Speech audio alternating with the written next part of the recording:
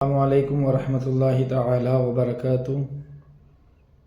امید کرتا ہوں کہ تمام ہی حضرات خیر و عافیت سے ہوں گے اور اللہ تبارک و تعالیٰ کو اللہ تبارک و تعالی ہم سبھی کو اپنی حفظ و امان میں رکھے۔ بات کا آغاز کرنے سے پہلے ایک مرتبہ درود پاک پڑھیں۔ اللہم صلی علی سیدنا و شفیعنا و مولانا محمد وبارک وسلم صلاۃ و سلام علیک یا رسول اللہ صلی اللہ تعالی علیہ وآلہ وسلم۔ حضرات محترم، آج نماز کے بارے میں ایک مسئلہ بتا کے بات کو پورا کریں گے اور اس کے اوپر آپس میں بہت ساری غلط فہمیاں ہیں۔ تو دیکھیں، آج انسان جب نماز پڑھنے آتا ہے مسجد کے اندر تو نماز پڑھنے ہم مسجد میں آتے ہیں، لیکن ایک بات یاد رکھنا، ہم سے بھی نماز پڑھنے کا طریقہ بھی تک نہیں آتا ہے۔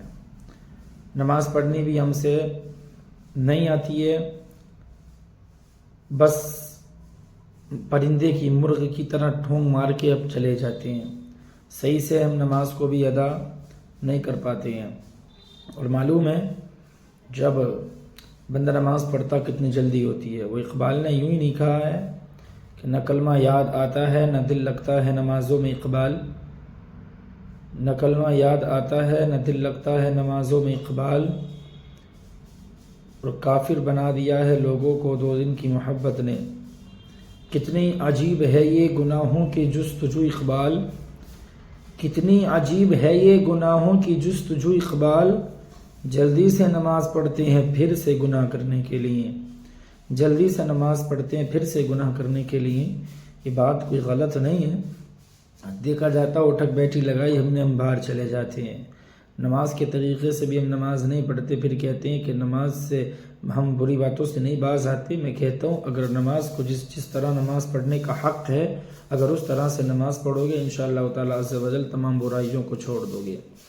دیکھا جاتا مسئلہ یہ بتانا چاہ رہا ہوں، جب ہم سجدے میں جاتے ہیں تو سجدے میں جاتے وقت میں بہت سارے لوگوں کی یہ غلطیاں دیکھی جاتی ہیں کہ اپنے جو پیر کی جو انگلیاں ہوتی ہیں ان کو سیدھا کھڑا کر لیتے ہیں، انگلیوں کی پیٹھ کو زمین پہ نہیں رکھا کرتے ہیں۔ اور بھائی اس مسئلے پہ تھوڑا غور کیا کریں، چھوٹی چھوٹی باتوں پہ کبھی زیادہ بھی غور کرنا پڑتا ہے۔ ایسا نہ ہو بات چھوٹی لگ رہی تھی ہمیں لیکن ہم نے کیا پھر نماز ہی نہیں ہو پائی تو بیکار ہے۔ تو اس پہ زیادہ لوگ غلط فہمی میں رہتی ہیں، اور دیکھیں میں آج بتاتا ہوں اس پہ غور کرنا۔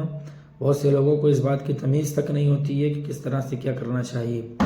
جب ہم سجدے میں جاتے ہیں تو جانے کے بعد میں ہمارے پیر کی پانچوں انگلیاں یوں کھڑی رہتی ہیں، پانچوں انگلیاں یوں کھڑی رہتی ہیں۔ تو بھائی دیکھیں، زمین پر انگلیوں کا پیٹھ ٹکنا ضروری ہے، معلوم ہے؟ تو میں بتاتا ہوں، یہ جو ہماری پیر کی 5 انگلیاں ہیں، پانچوں کا ٹیکنا یہ سنت ہے، 3 کا ٹیکنا یہ واجب ہے، اور 1 کا ٹیکنا فرض ہے۔